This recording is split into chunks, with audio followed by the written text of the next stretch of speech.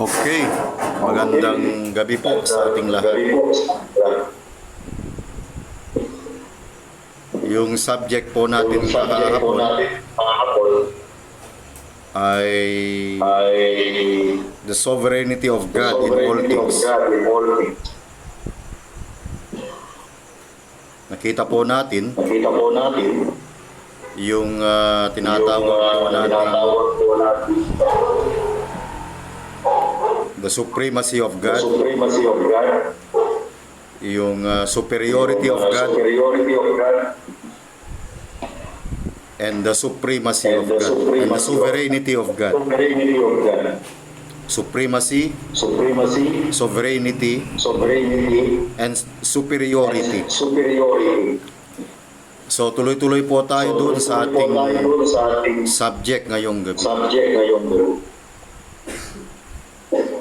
So ang tatalakayin po natin, the sovereignty of God in the exercise of His power.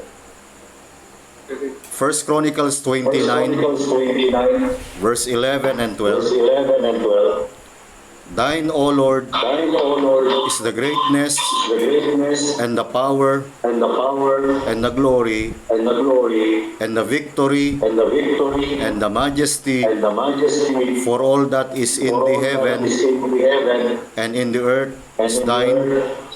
Thine is the kingdom, O Lord, and thou art exalted as head above all.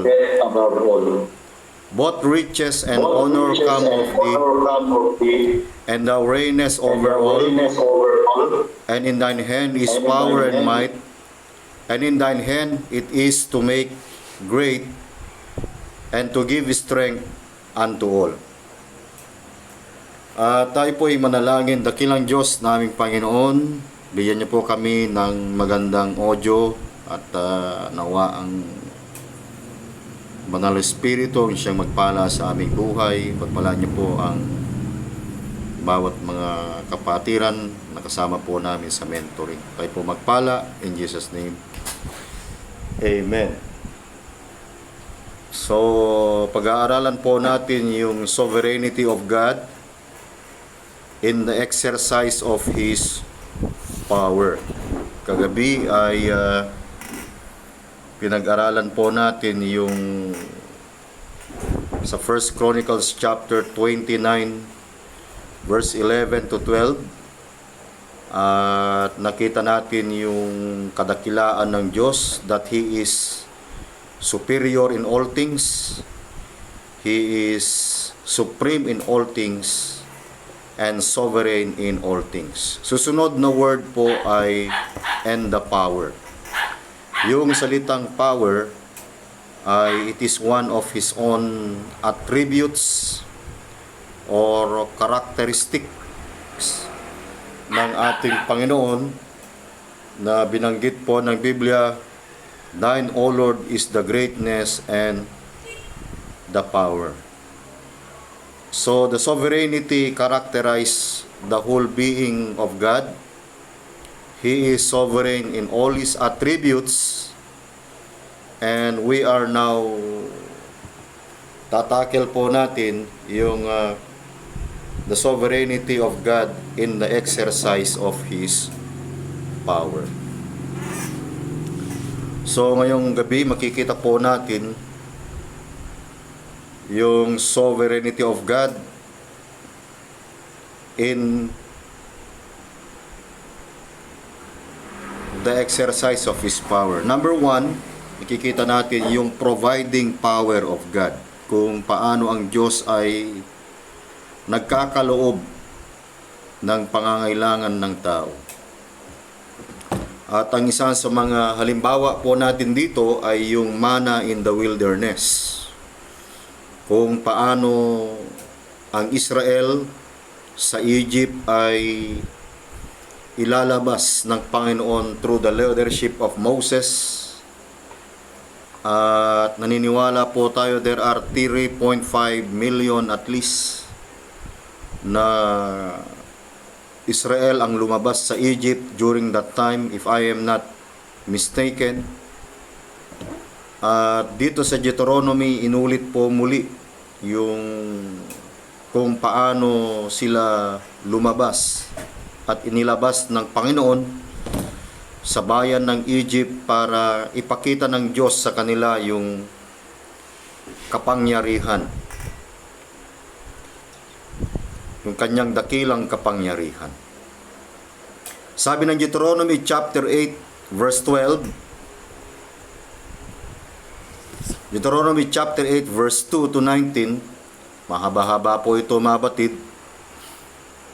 Deuteronomy chapter 8 verse 2, and thou shalt remember all the way which the Lord thy God led thee these 40 years in the wilderness. So, makita po natin yung taon ng kanilang pag-stay in the wilderness. This is their wilderness wandering. Ang purpose ay to humble thee and to prove thee, to know what was in thine heart, whether thou wouldest keep his commandments or no. Verse 3, and he humbled thee and suffered thee to hunger, and fed thee with manna, which thou knowest not, neither did thy fathers know, that he might make thee know that men that not live by bread only, but by every word that proceedeth out of the mouth of God, of mouth of the Lord, that men live. Makita po natin yung kapangyarihan ng Diyos through the leadership of Moses. Nailabas sila sa Egypt. Nung nailabas sila sa Egypt ay marami po ang nagrereklamo at gustong bumalik sa Egypt, sapagkat ang Israel ay kontento na dun sa kanilang kinalalagyan. At sinasabi nila kay Moses, Moses, bakit pa kami aalis sa bayan ng Ehipto? Ay nakapag-build up na po kami ng mga pamilya po namin dun. Nakapag-build up na kami ng magagandang bahay. Nakapag-build up na kami ng magandang mga taniman. Pero ang layunin ng Diyos para i-exit po sila sa bayan ng Egypt ay palayain po sila sa pagkakaalipin. At hindi po kalooban ng Diyos na sila ay magiging alipin. Tapos na po ang pagiging alipin. Kaya parang ang pakiramdam nila na sila ay nasa wilderness at pinaparusahan sila ng Diyos. Na instead of 40 days sa paglalakad from Egypt to Promised Land, because of their disobedience, ay inabot po sila ng 40 years. At makita po natin doon sa ilang, bagamat ang mga iba ay naiilang, doon sa ilang sapagkat hindi sila sanay sa init. At yung kanilang nararamdaman ay walang pagkain, walang tubig, walang magandang matulugan, puno ng buhangin. Pero makikita po natin kung paano ang Diyos ay nag-provide ng kanilang pagkain in the wilderness. Kaya dito po makikita po natin, hindi lamang po dito sa verse 4, thy raiment wax not old. Ang iyong suot ay hindi naluma sa iyo. 40 years na suot, hindi ho naluma. Upon thee neither did thy foot swell these 40 years. At hindi namaga ang inyong paa nitong 40 taon. So makikita po natin yung providing power of God, yung attributes ng Panginoon, yung sovereignty ng Diyos, ng kanyang kapangyarihan para makita ng bayan ng Israel kung paano i-exercise ng Panginoon yung kapangyarihan sa kanila. Verse 5, and thou shalt also consider in thine heart that as a man chasteneth his son, so the Lord thy God chasteneth thee. Therefore thou shalt keep the commandments of the Lord thy God to walk in his ways and to fear him. Verse 7, for the Lord thy God bringeth thee into good land. Akala nila ay napahamak na po sila. Pero ang kalooban ng Diyos sa kanila is to bring them into a good land, a land of brooks of water, of fountains and depths that spring out of valleys and hills. Hindi po sila habang buhay na nandun sa Egypt, mga kapatid.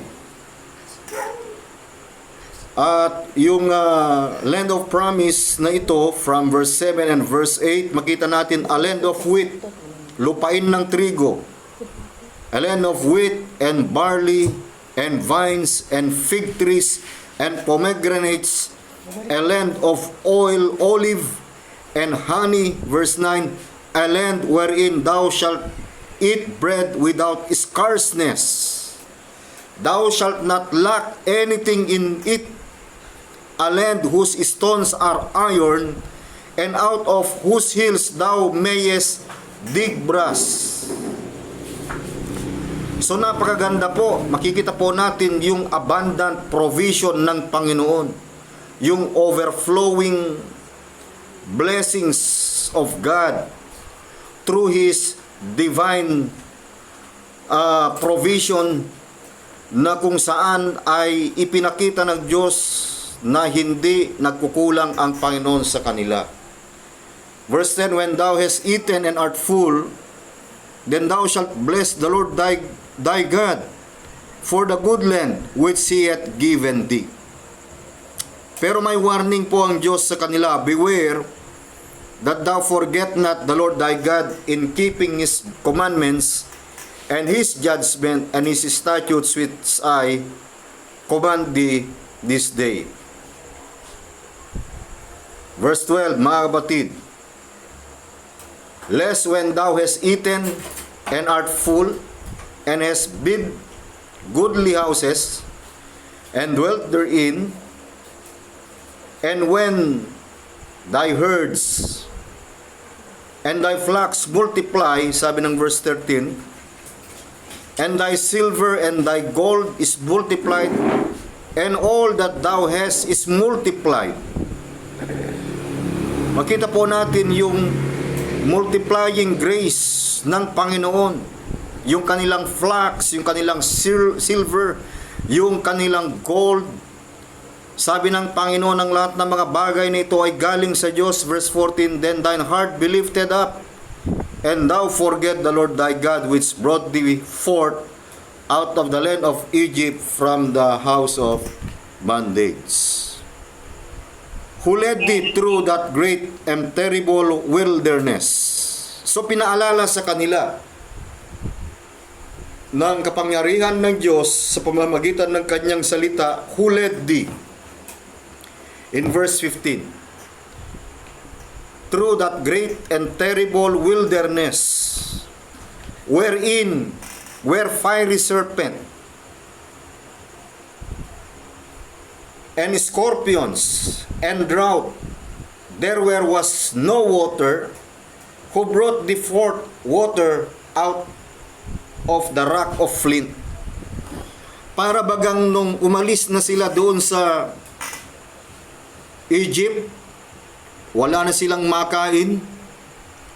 Lahat ng kanilang dapat dalhin doon in the wilderness ay nakaranas po sila ng maraming mga kahirapan like fiery serpents. Isang kakilakilabot na ilang na tinatahanan ng mga makamandag na ahas at mga alagdan at uhaw na lupa. Wala po talagang tubig. Pero ang Diyos ay pinakita niya ang kanyang kapangyarihan. The Lord brought them forth water out of the rock of flint. So makita po natin kung paano dinemonstrate ng Diyos yung kanyang attributes para makita ng Israel na ang tunay na Diyos na naglabas sa kanila ay isang dakilang Diyos na buhay. At ipinakita niya po ito, who fed thee in the wilderness with manna, which thy fathers knew not, that He might humble thee, and that He might prove thee, para patunayan sa kanila, to do the good at the latter end. Verse 17, and thou shalt say in thine heart, my power and the might of mine hand hath gotten with this wealth.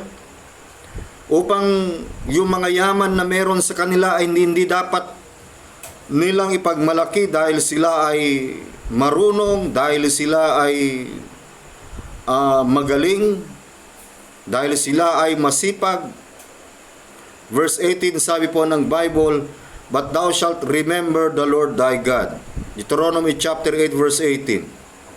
For it is He that giveth thee power to get wealth. Makita natin yung providing power of God to get wealth, that they may establish His covenant which He sware unto thy fathers, as it is day. 19, and it shall be, if thou do at all forget the Lord thy God, and walk after other gods, and serve them, and worship them, I testify against you this day, that ye shall surely perish. So sabi ng Biblia, ng lahat ng mga bagay na ito, kung kayo'y tatalikod sa akin at kayo ay maglilingkod sa ibang Diyos, lahat ng mga bagay na ito ay mawawalan din ng kabuluhan. Kaya makita natin kung gaano kabuti ang Diyos sa kanila sa pamamagitan ng kanyang kapangyarihan. Talagang sa panahon na sila po ay walang-wala, dinaan sila sa wilderness. It is a terrible wilderness, sabi po ng Biblia. Pero makita natin kung paano ang Diyos ay nag-provide ng kanilang pangangailangan at hindi nagkulang ang Panginoon sa kanila. Ang next na makikita po natin dito, mga kabatid, sa providing power of God, the sovereignty of God in the exercise of His power, under that, the providing power of God. Makita natin yung manna in the wilderness. Makita din natin yung rock in the flint, nabanggit po natin kanina yun. Yung kanilang makagamitan ay hindi po naluma. Verse 4. Kaya ang Diyos ay napakabuti, na ihanda na sa kanila yung lupain na puno ng mga trigo, puno ng mga ubas, puno ng mga igos, puno ng mga granada, mga lupain ng puno ng olibo at ng pulot. Kaya sabi ng Panginoon, mag-iingat kayo, baka inyong makalimutan ang Panginoon mong Diyos sa hindi mo pagtupad sa kanyang mga utos. Next na example po natin dito, mga batid, sa New Testament is feeding the 5,000. The providing power of God. Manna in the wilderness. Pangalawa, feeding the 5,000. Matthew chapter 14 verse 17. Pinakita ng Diyos yung kanyang kapangyarihan. Matthew chapter 14 verse 17.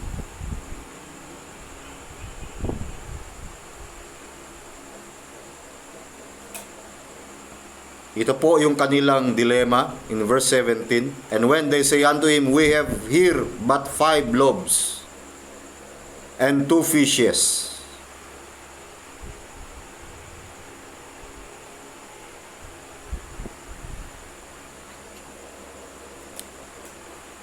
Pero sa kabila ng napakaraming mga hadlang, maraming mga problema, makita natin yung problema, time problem. Wala na po silang panahon para makabili dahil gabi na, dun sa verse 15. And then makita rin natin yung kanilang financial problem.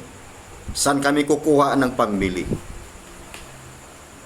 Pero merong isang disciple po rito na optimistic. Sabi niya, Panginoon, meron pong rito, 5 tinapay at 2 isda. Kung iisipin po natin on the human standpoint of thinking, ang ipapakain mo sa 5,000 katao, only 5 loaves and 2 fish. Pagkain lamang po ng isang bata po ito. It is a boy's lunch. It is just a small resources. Mga kapatid. Pero makita natin yung sovereign blessing ng Panginoon kung paano ang Panginoon Kristo ay ginamit niya yung 5 tinapay at 2 isda para mapakain ang 5,000 katao. Kaya makita po natin sa isang aklat doon sa Luke chapter 9 verse 13. Luke chapter 9 verse 13, mga batid, kung paano ang Diyos ay nag-provide. But he said unto them, give ye them to eat. And they said, we have no more but 5 loaves and 2 fishes, except we should go and buy meat for all these people. Verse 14, yung pangalawang dilema po nila, for they were about 5,000 men, and said to his disciples, make them sit down by 50s in a company. Verse 15, and they did so, and made them all sit down. Verse 16, then he took 5 loaves and 2 fishes, and looking up to heaven, he blessed them. That is the sovereign blessing of God, and break and gave to the disciples to set or to prepare before the multitude. Verse 17, and they did eat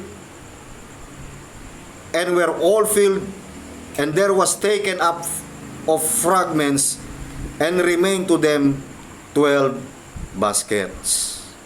So makita natin yung satisfying supply ng Panginoon kung paano napakain ang mga tao sa pamamagitan ng kanyang kapangyarihan.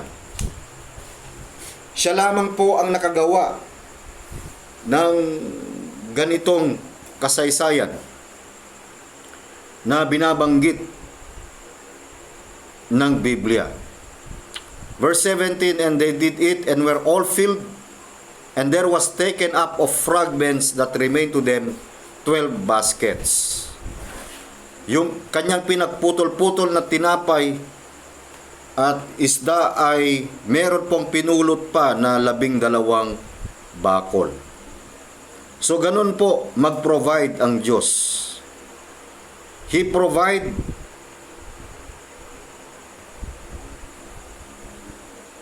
according to His sovereign will, to His sovereign way, and to His sovereign work. At nakita natin kung paano ang Panginoon Kristo, Jesus took, blessed, broke, and multiplied the meal. Not only small resources na kung saan nagkapital ang Panginoon to feed the 5,000, kita natin yung miracle power of God, the sovereign blessing kung paano nagkasya yung 5 tinapay at 2 isda. And we see the satisfying supply. Everyone ate and was fully satisfied. They are not just fed. Hindi lamang sila ay napakain, kundi sila ay nabusog. They are but filled. Matthew chapter 14. Basahin natin yung account ni Matthew. Sa Matthew chapter 14 verse 17, Matthew chapter 14 verse 17, sabi po ng Bible, "And they say unto him, We have here but 5 loaves and 2 fishes." Verse 20, "And they did all eat and were filled, and they took up the fragments that remained, 12 baskets full." Verse 21, "And they that had eaten were about 5,000 men, beside women and children." Ganun po mag-provide ang Diyos sa pamamagitan ng kanyang kapangyarihan. It is a satisfying supply. Hindi lamang po satisfying supply, kundi ito din po ay tinawag na super abundant blessings.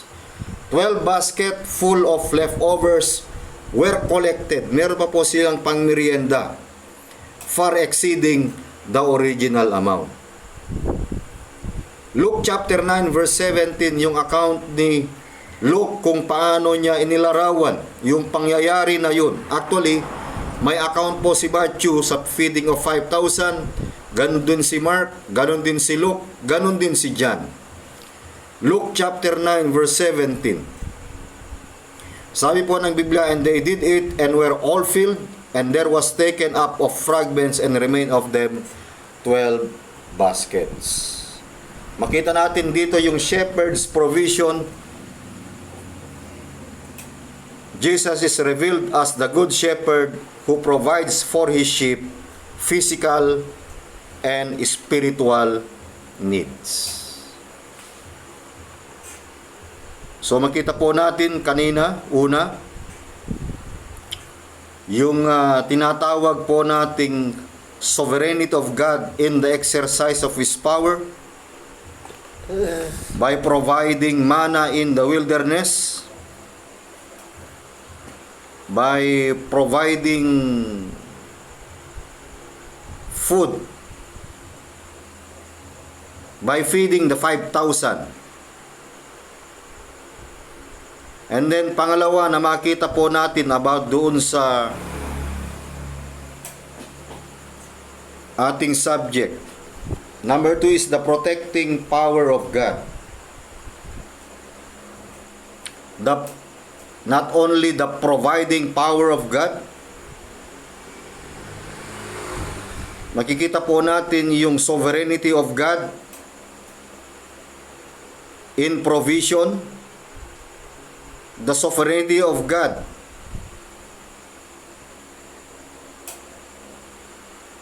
in protection. We have the protecting power of God. Ang tanong po, did God put forth His power on this occasion and display His hand? Or to display His power as He did at the Red Sea? Nung sila ay nasa Red Sea, actually wala na pong matatagbuhan ang bayan ng Israel nung sila po ay natrap na doon sa Red Sea. Kung titingin, kung babalik po sila, ay sasalubugin po nila yung kanilang kalaban. Kung titingin po sila sa kanilang kanan, ay mga matatarik na bundok. Gayun din sa kabila. Kaya ang pag-asa lamang nila para makatawid ay yung kamay ng Diyos, yung kapangyarihan ng Diyos para hatiin ang Red Sea para sila ay makalakad, makatawid. Exodus chapter 15 verse 4.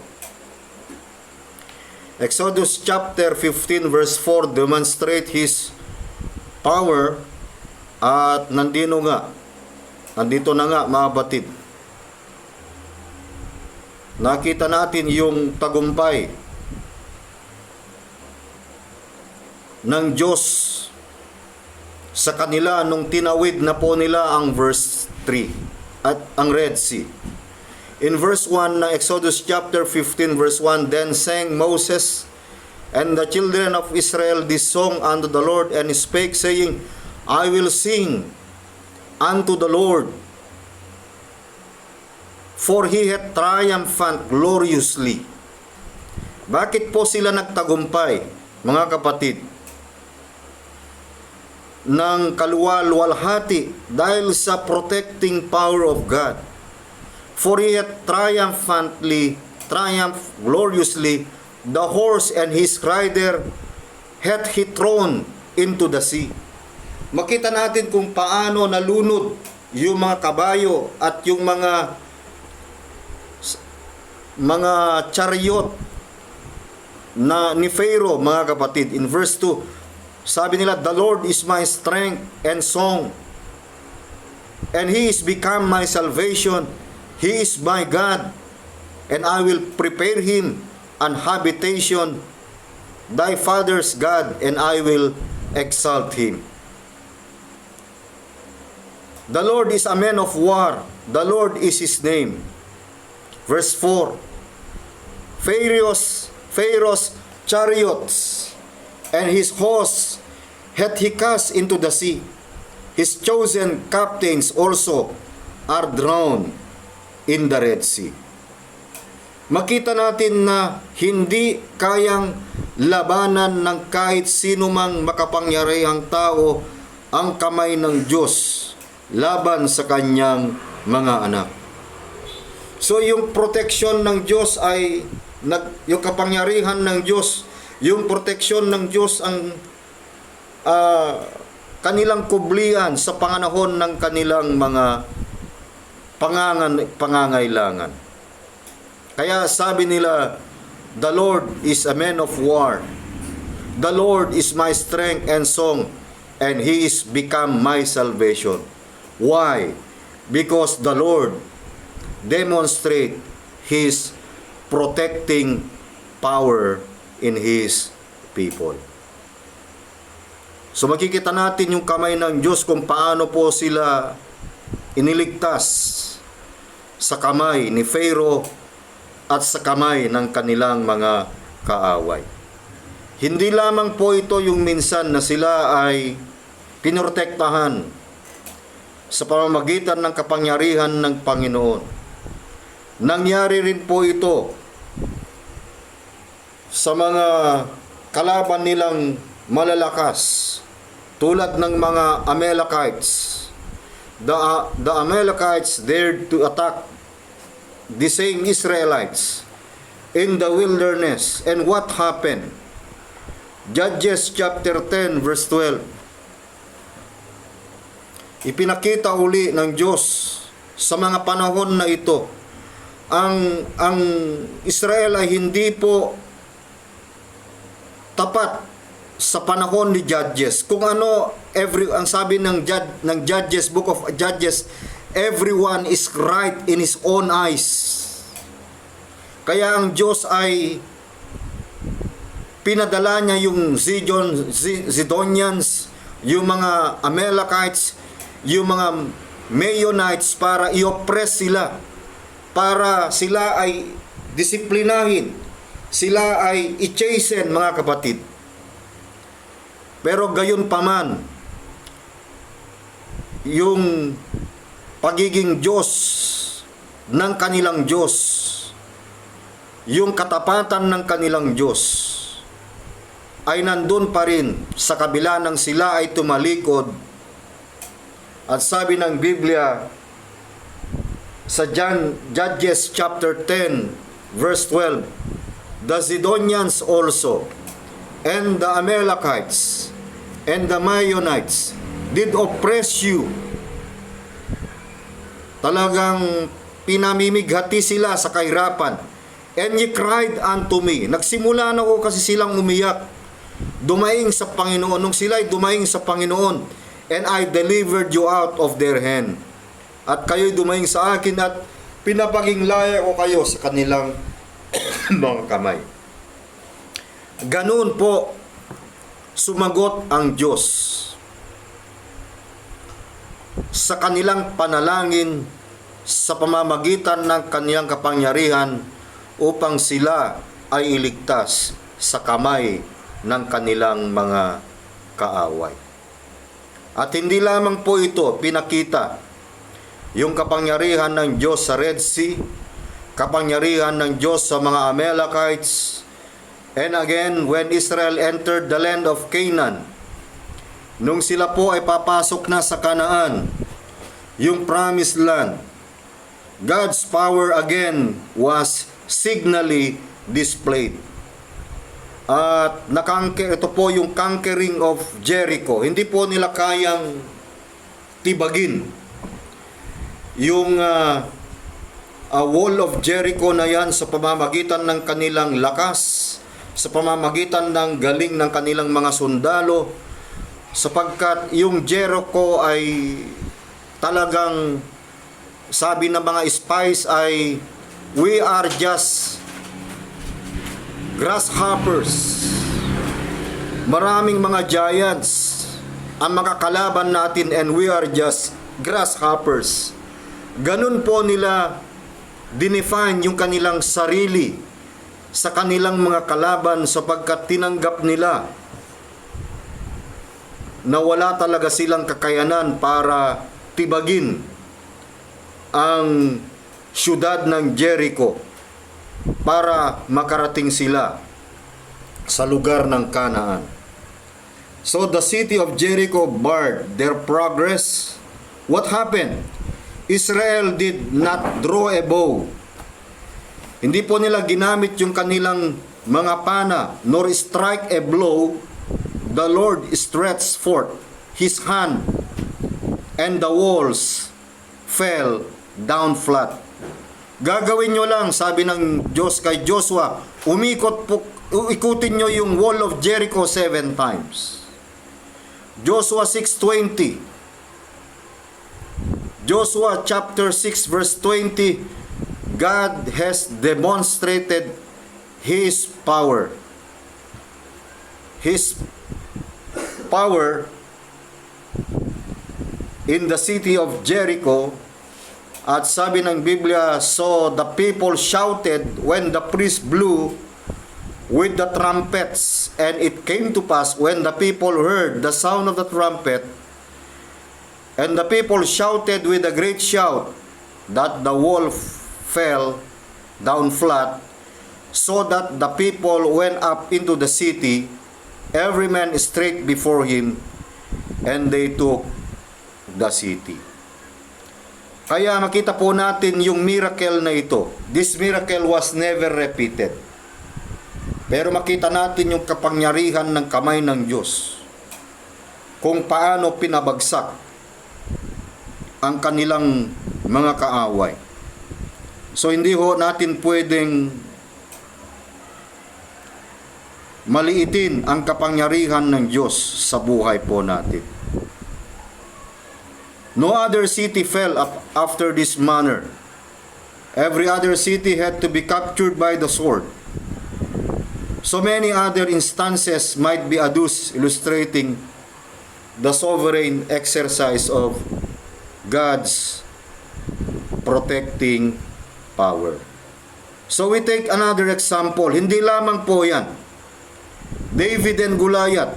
Makikita po natin yung kapangyarihan ng Diyos sa buhay ni David. Si David ay isang bata. God put forth His power and David was delivered from Goliath, the giant. Nandito po yung kwento sa 1 Samuel chapter 17. Kung ating tutunghayan ang 1 Samuel chapter 17, napakahaba po nito. 1 Samuel chapter 17 verse 26, mga batid. At nagharap na po yung champion ng Philistine at yung champion ng Israel. Sa verse 26, sabi niya, and David spake to the men that stood by him, saying, what shall be done to the man that killeth this Philistine, and taketh away the reproach from Israel? For who is this uncircumcised Philistine that he should defy the armies of the living God? At nagsalita si David sa lalaking nakatayo sa siping niya na nagsasabi, ano ang gagawin sa lalaking makapatay sa Filisteyong ito at mag-alis sa Israel ng kadustahang ito, sapagkat sinong Filisteyong ito na hindi tuli talagang binuli ni David. Sinasabi niya sa kaniyang mga kasamahan, ito ba ang kinatatakutan nyo, ang higanteng ito? Higante nga pero supot, uncircumcised. Huwag kayong maglala sapagkat meron tayong Diyos na buhay na sabi ng Biblia that He should defy the armies of the living God. Meron silang Diyos na buhay na magtatanggol sa kanila. Hindi marahil naisip ng Israel na meron po silang Diyos. Kaya si David, meron pong lakas loob para ipakita yung kapangyarihan ng Diyos para labanan itong 9 feet and 9 inches tall na kalaban. 1 Samuel chapter 17 verse 42. Doon sa verse 42, sinasabi niya, Philistine, supot, wala yan. Wala sa Diyos yan. Langaw lang yan. Verse 42. And when the Philistines looked about and saw David, he disdained him, for he was but a youth and ruddy and of fair countenance. Nagreklamo yung kalaban. Kasi ang nakita nung higante, ay, ito ba ang bata na ihaharap nyo sa akin? Walang alam yan. Mapula ang pisngi niyan. Meron pang gatas sa labi. At may magandang bikas. Nung nakita ng Filisteo, nakita ni Goliath, and the Philistine said unto David, am I a dog? Anong tingin mo sa akin, aso? Para kalabanin kita, that thou comest to me with staves? Ako ba ay aso at ikaw ay paparito sa akin na may mga tungkod? Ang akala niya siguro, papaluin lang sa puwit, ano? And the Philistine cursed David by his gods, at nilait ng Filisteo si David sa pamamagitan ng kaniyang mga Diyos. Ang dami niyang Diyos. Sabi ng Philistine doon sa verse 44, and the Philistine said to David, come to me, and I will give thy flesh unto the fowls of the air and to the beasts of the field. Lumapit ka, halika, at ibibigay ko ang iyong laman sa mga ibon. Ipapain kita sa mga ibon, sa himpapawid at sa mga hayop sa parang. Ngunit sinabi ni David, then said David to the Philistine, thou camest to me with the sword. Lalapit ka sa akin, paparito ko sa akin na may tabak, with a sword and with a spear and with a shield. But I come to thee in the name of the Lord of hosts, the God of the armies of Israel, whom thou hast defied. Ako ay lalaban sa iyo sa pangalan ng Panginoon, ng mga hugbo ng Diyos, at ng mga kawal ng Israel na iyong hinahamon. Para bagang ang tingin ng kalaban kay David ay isang hampas lupa lamang.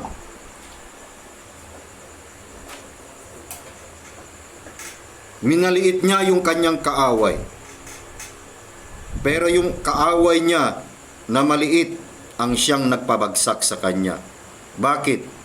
Sapagkat ipinakita ng Diyos yung kanyang kapangyarihan. Verse 47, and all this assembly shall know that the Lord saveth not with sword and spear, for the battle is the Lord's, and He will give you into our hands.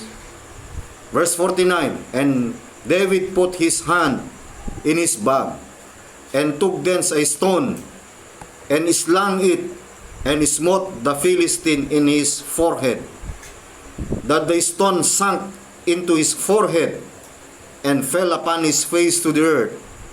So David prevailed over the Philistine with a sling and with a stone, and he smote the Philistine, and he slew him. But there was no sword in the hand of David. Alam nyo, hindi yung galing ni David sa paggamit ng isling ang nakapatay kay Goliath, kundi yung kapangyarihan ng Diyos na nakay David para pabagsakin niya ang kanyang kaaway. Mga kapatid, makikita natin yung protecting power of God in the life of David and the whole Israelites. Hindi lamang po ito, makita natin yung protection ng Diyos. Hindi ko na po nailagay yung mga verses. The mouths of the lion were closed and Daniel's escaped unhurt.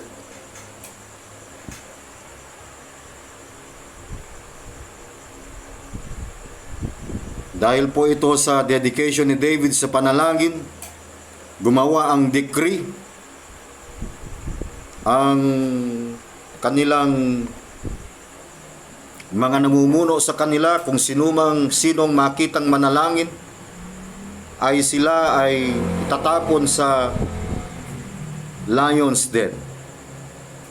At nung nakita si David ay nananalangin siya sa kanyang Diyos, ay tinapon nga siya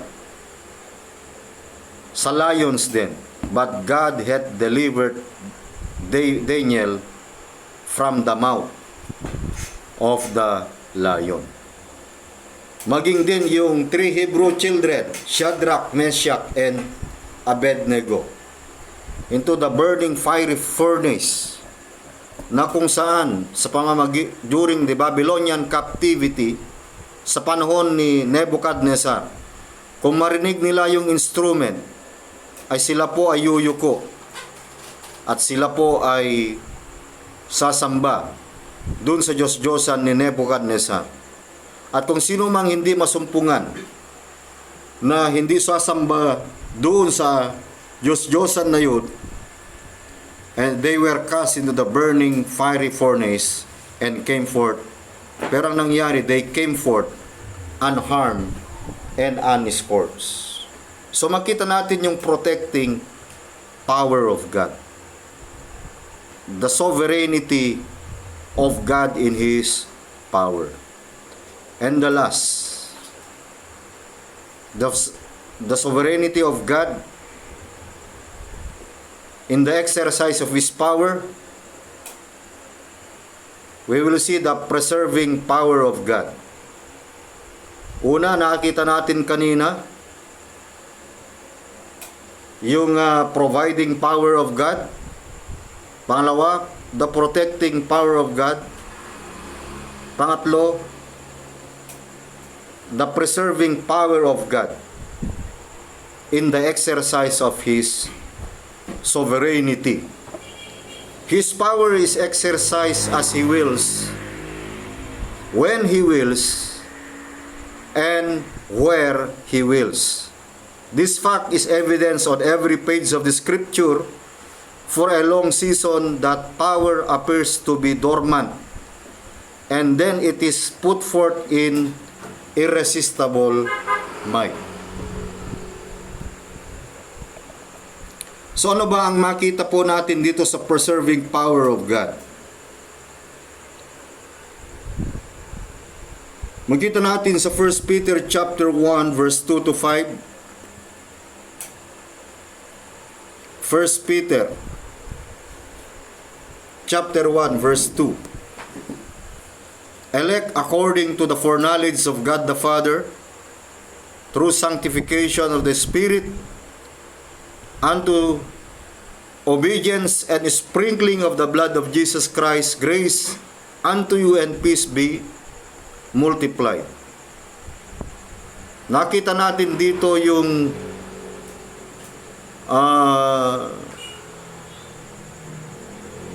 five phases of salvation. Election, that was done by the Father. Regeneration and sanctification by the Spirit. And redemption through the blood of Jesus Christ. Verse 3, Blessed be the God and the Father of our Lord Jesus Christ, which according to His abundant mercy hath begotten us again unto a lively hope, na sa pamamagitan ng mga pangako na ito ay binigyan tayo ng buhay na pag-asa. Saan? Sa pamamagitan ng pagkabuhay na maguli ng ating Panginoong Kristo sa mga patay. He gave us a lively hope by the resurrection of Jesus Christ from the dead. Makita natin yung preserving power of God. Una, makikita natin the perimeter of His preserving power. What is the perimeter? What He keeps us from. So He keeps us from, or He preserves us from eternal perishing. Kaya yung ating eternal election, ito po yung nag-preserve po sa atin, mga kapatid. Kaya kung ating titignan, to an inheritance, this inheritance are incorruptible, undefiled, and that fadeth not away, reserved in heaven for you. Manang di nasisira, walang dungis, hindi kumukupas, na inilaan sa langit para sa inyo. Nasabi ng Biblia, verse 5, who are kept or preserved by the power of God through faith unto salvation, ready to be revealed in the last time. It was preserved by the power of God. Yung ating eternal salvation, mga kapatid, it was preserved by the power of God through faith.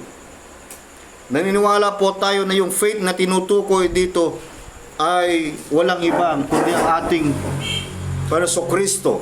He is the faith of the Son of God. The author of our faith is the author of our legal salvation, ready to be revealed in the last time. At makita po natin yung ultimate preservation is the safety of our souls, guaranteeing eternal life.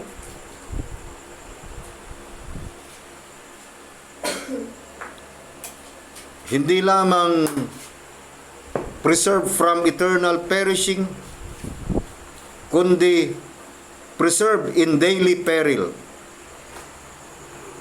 In a practical sense, God preserve us from falling. Jude chapter 1 verse 24. Jude chapter 1 verse 24. Now unto Him that is able to keep you from falling and to present you faultless before the presence of His glory with exceeding joy. Ngayon doon sa makapag-iingat sa inyo mula sa pagkatisod at sa inyong makapaghaharap na walang kapintasan, na may malaking galak sa harapan ng kaniyang kaluwalhatian. Alam niyo mga kapatid, ang Diyos pa rin ang siyang nag-iingat sa atin, sa ating pagkatisod. Sabi ng Biblia, the steps of a good man are ordered by the Lord, and He delighted in His ways.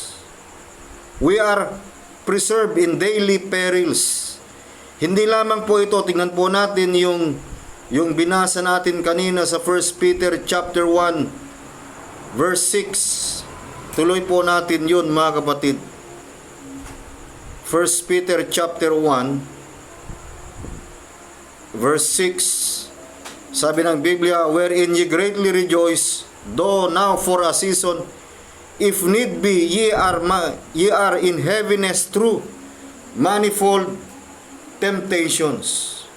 Ibinigay itong temptation na ito hindi para sirain tayo, kundi para masubok po tayo sa pananampalataya.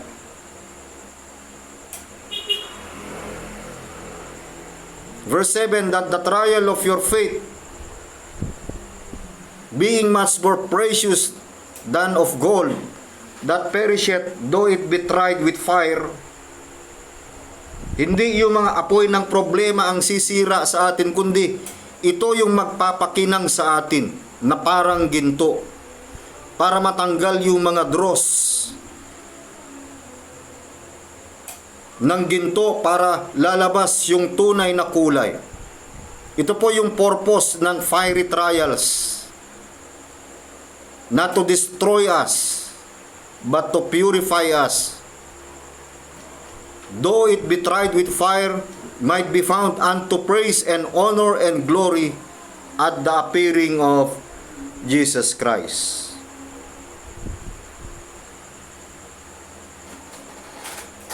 So we are preserved in daily perils.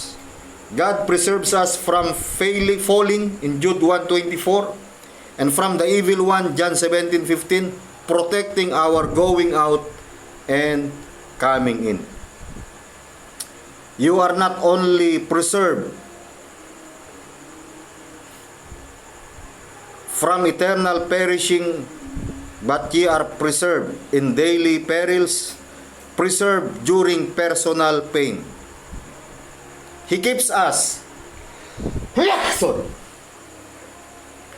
in the midst of fire and water, ensuring that trials do not consume us, but mature us. Ito po yung binasa natin kanina. Ang layunin ng ating mga pagsubok ay hindi para i-consume tayo o hindi para ilubog tayo sa kahirapan o sirain tayo, kundi ang layunin nito upang tayo ay maging matibay, upang tayo ay mag-mature, wherein ye greatly rejoice, though now for a season, if need be, ye are in heaviness through manifold temptation. Verse 7, that the trial of your faith, being much more precious than of gold, that perisheth, though it be tried with fire, might be found unto praise and honor and glory at the appearing of Jesus Christ.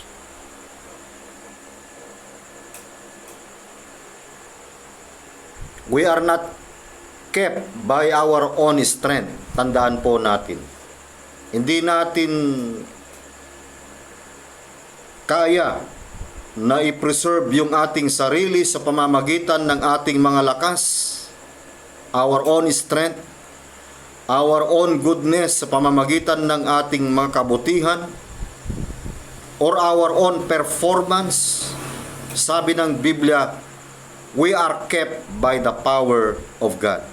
So therefore, we can face the future with confidence, knowing that He is able to present us faultless before His throne. So nakita natin mga kapatid, yung sovereignty of God in the exercise of His power. Una, nakita natin yung the providing power of God. Pangalawa, the protecting power of God. And pangatlo, the preserving power of God. And as we conclude, mga kapatid, dito po sa ating conclusion, but God's power did not always interpose. Tandaan po natin. For the deliverance of His people, for we read. Ano ba yung ating mababasa? Hebrews 11 verse 36 to 37. Ibig sabihin ba kapag hindi pinakita ng Diyos yung kapangyarihan sa iba ay unfair ang Diyos? Nagaya ng binabanggit ng Hebrew chapter 11 verse 36 and 37, and others had trial of cruel mockings and scourgings, yea, moreover of bands and imprisonments. Ang iba ay nagkaroon ng pagsubok, pagkalibak, pagkampas, o bukod dito sa mga tanikala at bilangguan man. They were stoned. Bakit hindi ipinakita o in-exercise ng kapangyarihan ng Diyos ang mga Kristiyano sa mga panahon na ito. They were stoned, they were sawn asunder, they were tempted, they were slain with the sword. They wandered about with sheepskin and goatskin, being destitute. They are afflicted, they were tormented, of whom the world was not worthy. They wandered in deserts and in mountains, in dens and caves of the earth. Para bagang ang tingin ng marami ay napaka-silent ng Diyos sa kanila. Is God unfair? No. But why? Why were not these men of faith delivered like the others? Or why were not the others allowed to be killed like this? Why should God's power interpose and rescue some and not others? Hindi nyo napansin?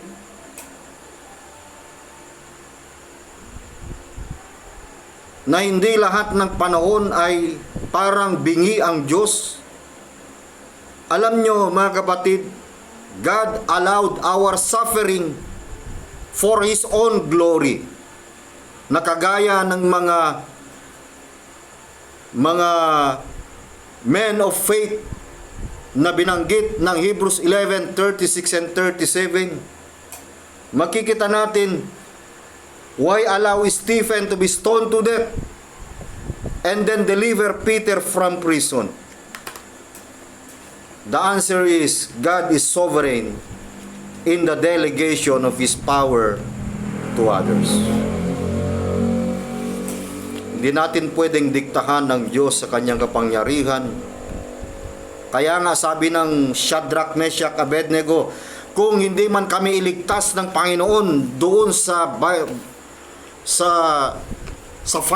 burning fiery furnace, ay handa kaming mamatay at ibigay namin ang aming sarili. Huwag lamang kaming sumamba sa Diyos-Diyosan na yan. So ibig sabihin, pinanindigan nila yung kamay ng Diyos.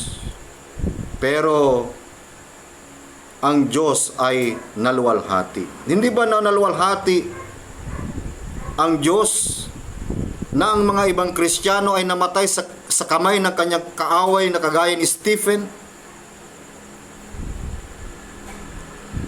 Hindi ba ito yung sinasabi ng Acts chapter 2?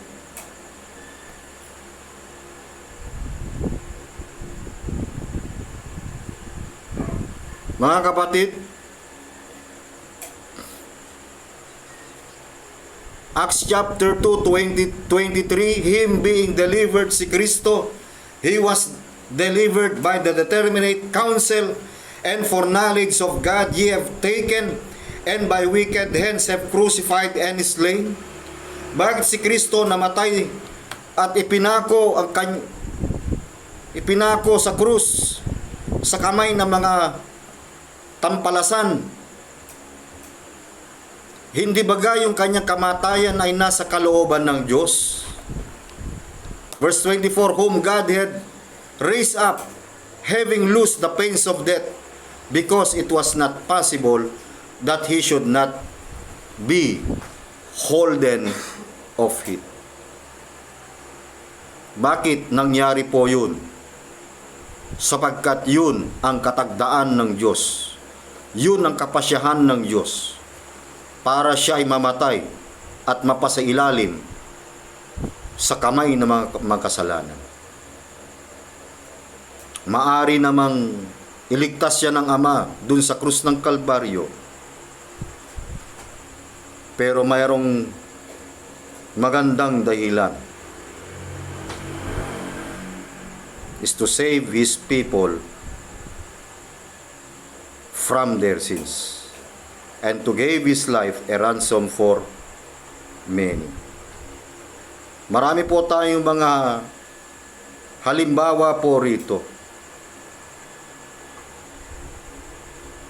Why God endowed Methuselah with a vitality which enabled him to outlive all his contemporaries? Why did God impart to Samson a physical strength which no other human has ever possessed? But God does not bestow His power on all alike. Why not? Bakit binigyan ng kapangyarihan itong sila Rockefeller, sila Rothschild, mga taong makapangyarihan sa pamamagitan ng mga kayamanan at salapi? Hindi baga sila ay nasa kamay ng Diyos? Ang mga ito, hindi naman po ito mga mananampalataya. Mga kalaban ng Diyos po ito. But they are under the sovereignty of His power to bestow His goods and riches upon others. The answer all of this question is because God is sovereign. And being sovereign, He does as He pleases. Sana ngayong gabi, mga batid, dun sa ating pinag-aralan about the sovereignty of God in the exercise of His power, ay nagbigay po sa atin ng kaliwanagan kung paano i-execute ng Panginoon ang kanyang dakilang kapangyarihan. By providing power of God, pangalawa, by kita natin protecting power of God in His sovereignty, and last, the preserving power of God in His own sovereignty. At magandang gabi po, mga batid, at nawa ay pinagpala tayo ng Panginoon.